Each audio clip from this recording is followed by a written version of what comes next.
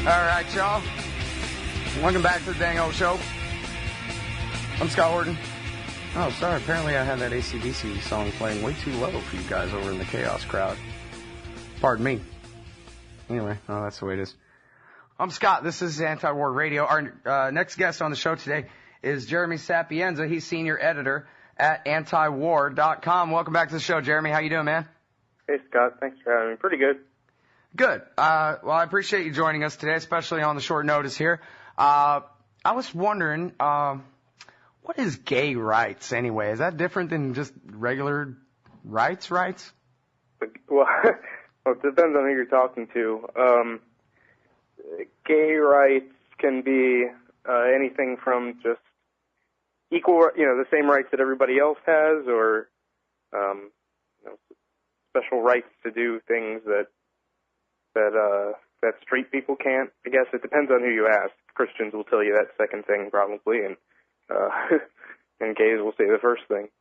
Yeah. Now, I learned as a kid, well, in high school anyway, almost teenager, that feminism is the radical belief that women are human beings. And okay, so that's fine. So that makes me a feminist then. So I guess I'm all for gay rights if being a gay rights activist means I think gay people are human beings. Is that basically it? Right. You got the same rights as everybody else? To me, that's what it should be, and I don't think it's anything different. Yeah.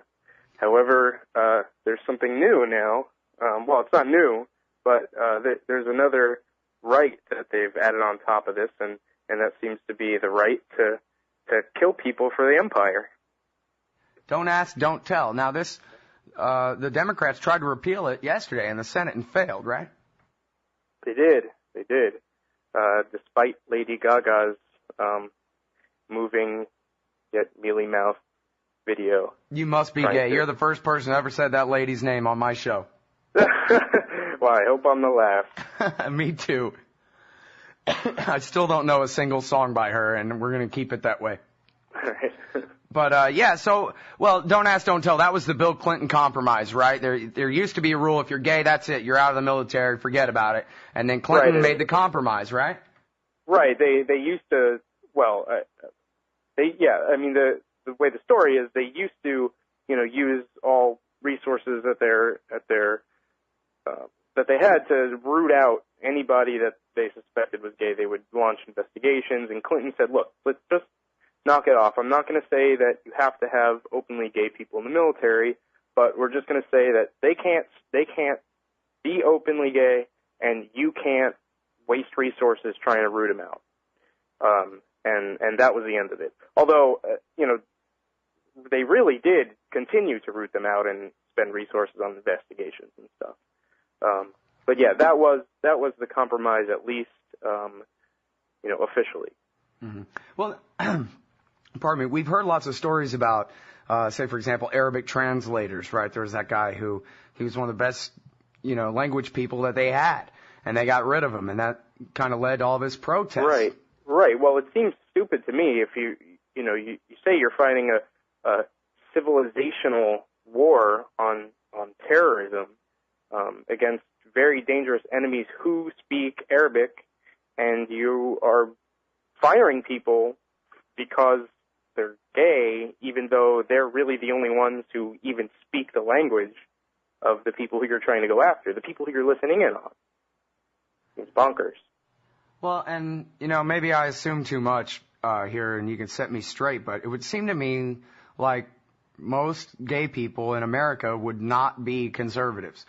If for no other reason than, I know there are log cabin Republicans, fiscal conservatives, and that kind of thing, but, wouldn't it be the case that, 7 or 8 out of 10 gay people in America would lean left towards civil liberties and that kind of thing? So I don't understand. It seems like there's a real incongruence between the wanting to participate in the what seems to be conservatives' violent conflicts overseas by people who I would guess would, if I had to flip a coin or whatever, take a stab in the dark, I think that they would be against it. Right. Well, in fact, a lot of my I do happen to live in a little cultural bubble here in New York, and I understand that, but I literally don't know anybody who is pro-war. Literally, in my IRL life, I don't know anybody who's for war. However, people are so. And I also know people who are totally for gay rights, no matter what it is, but then it reaches a kind of a contradictory meeting point between gay rights and being against war. And you have where they demand that gay people be allowed to, quote, serve in the military. And I try to explain to them that this is, schizophrenic. To say that you're against war and yet gay people should still have the right to participate in it is kind of crazy. And that they think that that gay rights are more important than the right not to be murdered by a drone missile, say. Yeah, well, and that's the thing, right, is to, I guess if you want to jump into this debate on the side of let gays in the military, then you kind of have to put aside all your objections to the era of the phony wars and aggressive imperialism and just pretend like this is World War II and we're off to fight the Nazis and everything's fine. I mean, hell, right, Obama's for the war, so it's got to be good. Right. Well, I mean, these people are mostly just passively anti-war, and probably mostly because they were really Bush's wars. So Bush started them. He's an evil Republican. Therefore, they were probably bad. They don't know much about them. I happen to know this for a fact. They literally do not know anything about our foreign policy. They don't much care. They only really care that a Republican did something, and it's violent, and Republicans like violence, so it's probably bad.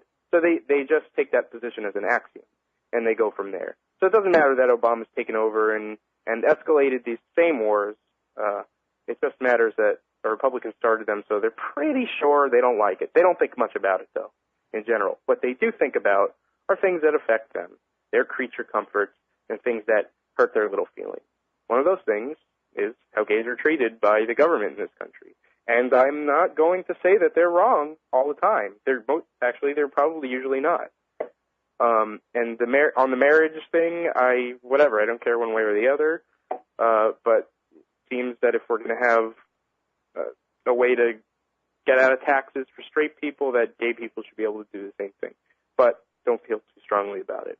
They do, however. In fact, for some of these people, that's their entire lives. They're with the tape over their face for the Prop 8 thing, and it's just on.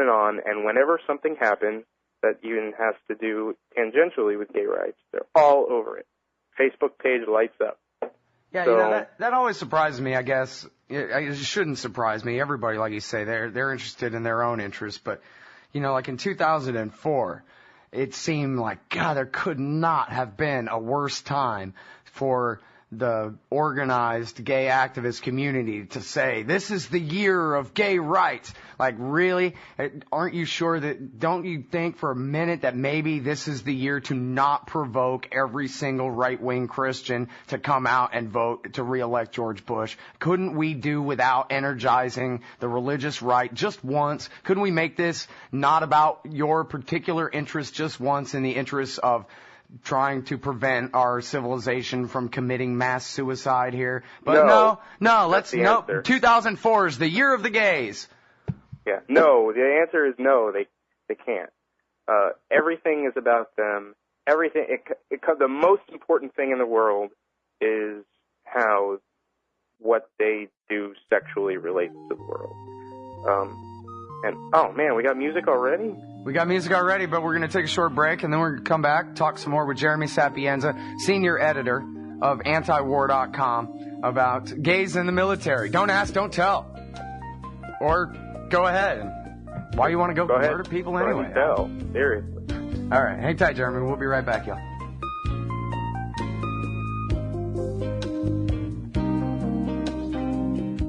You're listening to the best liberty-oriented audio streamed around the clock, on the air and online. This is the Liberty Radio Network at LRN.FM. I'm not a cool guy anymore. If I ever was before, I took a look at all the signs. They're rolling over in my mind. The feelings I could not bear. You ever see seen my attitude in the press. That's what bugs me. You never seen my point of view. For instance, gays in the military. Now, I don't know how y'all feel about it. Gays want to be in the military. Here's how I feel about it. All right? Anyone dumb enough to want to be in the military should be allowed in.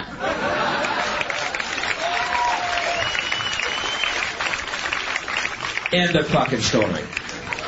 That should be the only requirement. I don't care how many push-ups you can do. Put on a helmet, go wait in that foxhole. We'll tell you when we need you to kill somebody. You know what I mean? I'm so sick. I've watched these fucking congressional hearings and all these military guys and all the pundits seriously, the esprit de corps will be affected and we are such a moral... Excuse me, aren't y'all fucking hired killers? Shut up! You are thugs, and when we need you to go blow the fuck out of a nation of little brown people, we'll let you know. Until then... What did the fucking military get all these more? We are the military. Is that a village of children and kids? Where's the neighbors? I don't want any gay people hanging around me while I'm killing kids. All right, I just don't want to see it. There's some Bill Hicks for you. It's Anti-War Radio.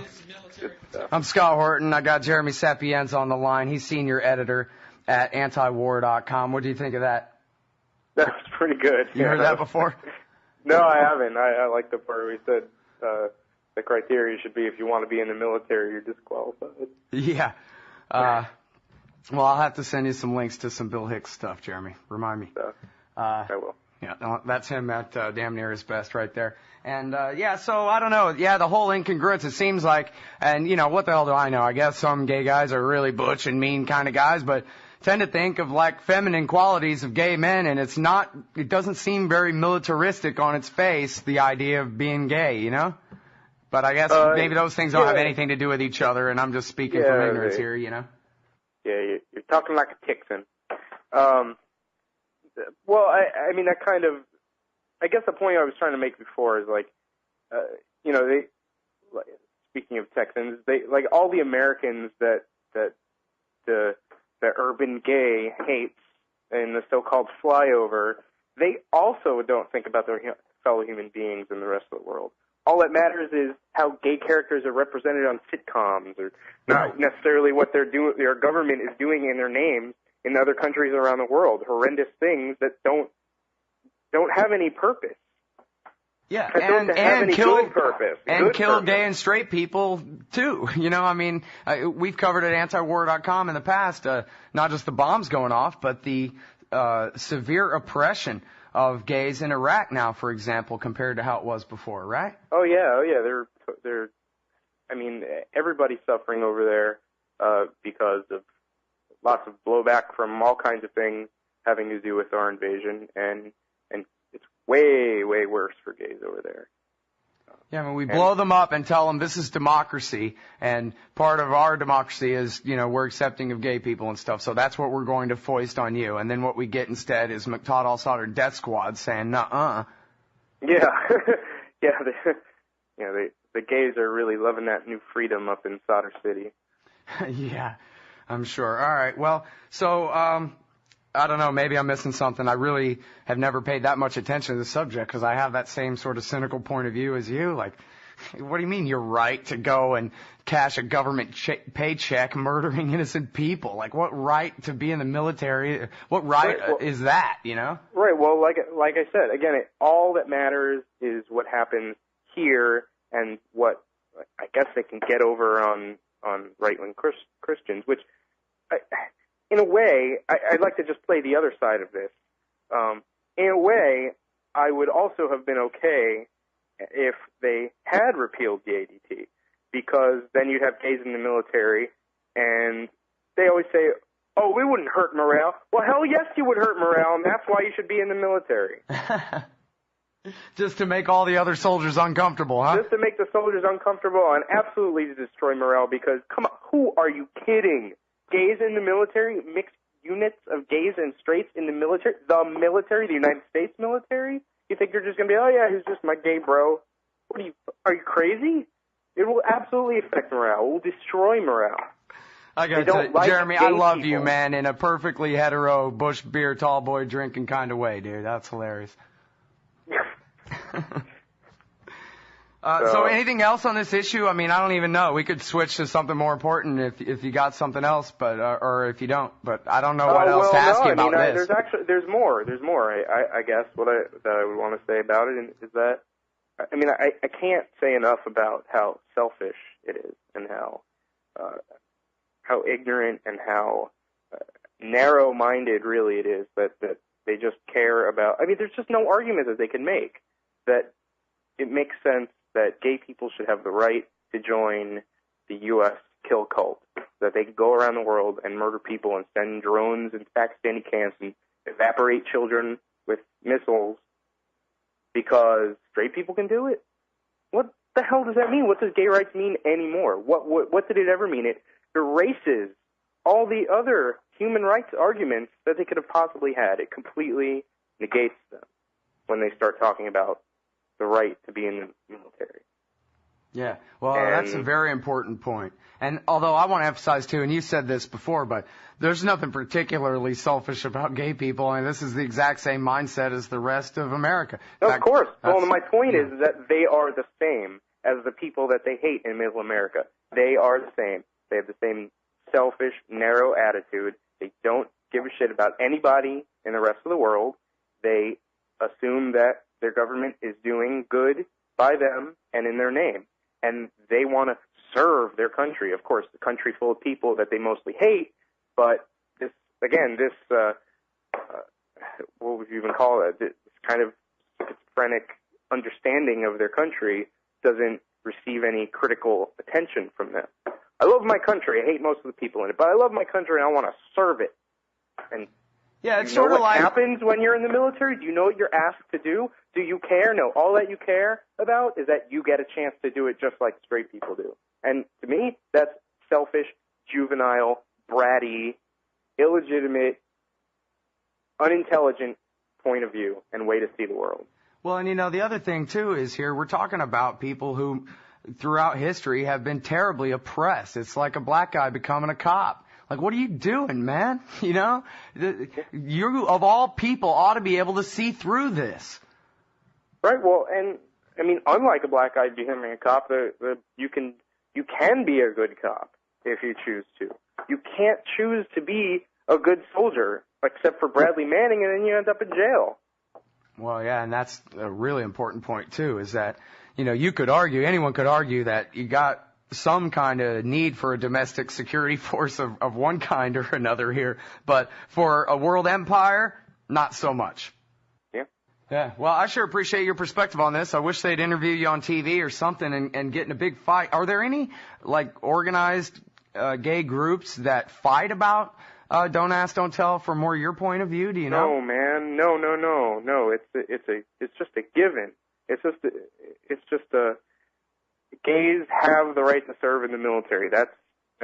Why else would some pop icon like Lady Gaga take her makeup off and do a video beseeching McCain like he's going to listen to her, stutter through reading a bunch of cards on a YouTube video about how important it is for gays to be able to kill Pakistani babies. It's bonkers. It's just really insane. And as I said, I guess the main point is that all their arguments about the human rights aspect of gay rights is erased with this. And they don't care because of American exceptionalism. Well, yeah, and that really is the most important point, that ultimately, if we're into devaluing people for who they are, whether it's based on nationality or whether it's based on race or religion or sexual things, anything else along those lines, there's flowback for everyone. Yeah, man, and it doesn't stop at the border. Right. Exactly. Right, and so it's the Mexicans, and we've seen this. It's, the Republican Party are masters at this. Whoever is weak and powerless, the Mexicans, the gays, Muslims, anybody, that's who they point at. And it's as you say, it's the very same mindset of pointing at the people of Iraq or Iran or Pakistan and saying it's okay to oppress them. It's the very same thing, isn't it? Yep. All right. Well, you sure say it well, and I appreciate it. And thank you for your time on the show today, Jeremy. All right, thanks for having me. Everybody, that's Jeremy Sapienza. He's senior editor at antiwar.com. And we'll be right back.